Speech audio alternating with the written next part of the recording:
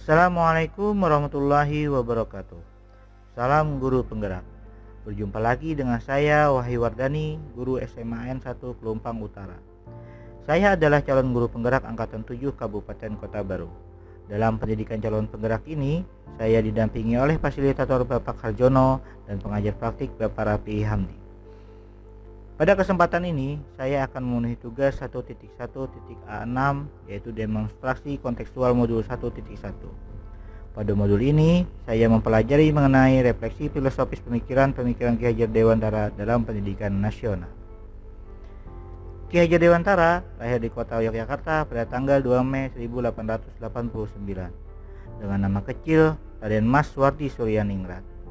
Ki Hajar Dewantara merupakan Menteri Pendidikan pertama di Indonesia yang tanggal lahirnya diperingati setiap Hari Pendidikan Nasional. Sebagai Bapak Pendidikan Nasional, Ki Hajar Dewantara memiliki pemikiran-pemikiran filosofis yang menjadi inspirasi serta dasar dalam pendidikan kita. Kata-kata Ki Hajar Dewantara yang sampai saat ini menjadi semboyan pendidikan kita ialah Ing Ngarsa Sung Tulodo, Ing Madya Mangunkarso, dan Tuturi Handayani. Yang artinya, di depan memberi teladan, di tengah membangun semangat, dan sementara di belakang memberi dukungan. Semboyan-semboyan ini sebenarnya lebih fokus pada bagaimana posisi seorang guru dalam memberikan pengajaran kepada murid. Lalu, bagaimana tujuan pendidikan itu sendiri menurut Ki Hajar Dewantara? Mungkin saat ini sebagian dari kita berpendapat bahwa tujuan pendidikan ialah membuat murid menjadi pintar, dapat nilai bagus, hafal semua yang disampaikan guru, atau mendapatkan jasa untuk dapat bekerja. Tentunya tidak sesederhana itu. Menurut Ki Hajar Dewantara, tujuan pendidikan ialah menuntut segala kodrat yang ada pada anak-anak agar mereka dapat mencapai keselamatan dan kebahagiaan yang setinggi-tingginya, baik sebagai manusia maupun sebagai anggota masyarakat. Sebagai manusia, pastinya kita sepakat bahwa kita hidup ini utamanya ialah mencari keselamatan raga dan kebahagiaan jiwa. Tentunya tidak ada seorang pun yang ingin hidupnya tidak selamat dan tidak bahagia, baik saat ini maupun saat yang akan datang. Lalu pertanyaannya, bagaimana caranya agar kita dapat mendapatkan keselamatan dan kebahagiaan? Sesuai pemikiran Ki Hajar Dewantara, ada beberapa hal yang perlu pendidik tanamkan dalam diri saat memberikan pengajaran pada anak, yaitu pertama, pendidikan yang menuntun anak. Pendidik berdasarkan tujuan pendidikan yang diuraikan Ki Hajar Dewantara berperan sebagai penuntun bagi anak-anak untuk menemukan dan mengembangkan potensi dalam diri sesuai dengan kodrat yang mereka miliki ke arah yang lebih baik. Pendidikan adalah tempat persemaian benih-benih kebudayaan dalam masyarakat. Dalam proses menuntun, anak diberi kebebasan, dan pendidik sebagai pamong dalam memberi tuntunan dan arahan agar anak tidak kehilangan arah. Pendidik dapat diibaratkan seperti petani, dan anak diibaratkan benih yang disemai oleh petani, yang terus dirawat dan dipelihara agar dapat tumbuh dan berbuah dengan subur. Yang kedua, pendidikan yang berpusat pada anak. Pendidikan seyogyanya berorientasi pada kebutuhan anak agar berkembang sesuai bakat dan minatnya. Artinya, pembelajaran berpusat pada siswa. Pendidik harus dapat melayani dan memaksimalkan kebutuhan anak sesuai dengan minat dan bakat untuk membangun anak menjadi pembelajar sejati. Yang ketiga, pendidikan yang sesuai dengan kodrat keadaan, yaitu kodrat alam dan kodrat zamannya. Kodrat alam artinya pendidik mendidik menyesuaikan konteks sosial budaya, potensi alam, dan lingkungan yang berbeda-beda. Sedangkan kodrat zaman artinya pendidik berperan memberikan pembelajaran kepada anak sesuai dengan zamannya.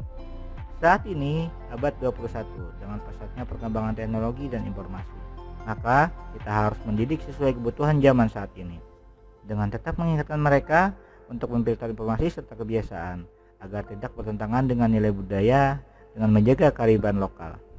Keempat, pendidikan yang mengutamakan budi pekerti dan karakter. Pendidikan seyogyanya dapat memanusiakan manusia menuju perbuatan yang baik, menjadi manusia yang utuh, sehat jiwa, lahir dan batin. Lalu, bagaimana dengan pendidikan saat ini? Apakah kita sudah melaksanakan seperti yang diharapkan oleh Ki Hajar Dewantara di sekolah kita? Untuk menjawab pertanyaan itu, izinkan saya memberikan beberapa contoh aplikasi pemikiran Ki Hajar Dewantara di sekolah kami. Pendidikan yang menuntun dan berpusat pada anak. Setiap anak berbeda-beda kemampuan dan bakatnya. Maka kita sebagai pendidik harus menyediakan ruang agar siswa kita dapat menunjukkan potensi yang dimilikinya. Selain itu, memberikan kesempatan pada siswa untuk dapat berkreasi aktif dalam proses pembelajaran. Mendidik sesuai kodratnya. Lingkungan tempat tinggal kita berbeda dengan daerah lain. Begitupun dengan budayanya.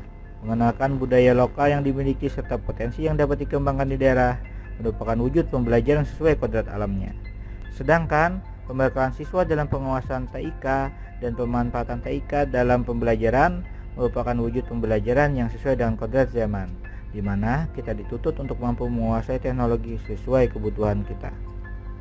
Penanaman budi pekerti dan karakter, seperti religius, peduli dan cinta lingkungan, peduli sesama, kreatif dan inovatif, serta cinta tanah air dapat pula kita terapkan di sekolah dengan kegiatan-kegiatan positif yang mengarah pada pengembangan bakat dan minat siswa. Terakhir, tantangan yang kami hadapi dalam penerapan pemikiran Ki Hajar Dewantara ialah motivasi dan kesadaran dari dalam diri siswa untuk mengembangkan potensinya sendiri yang masih rendah.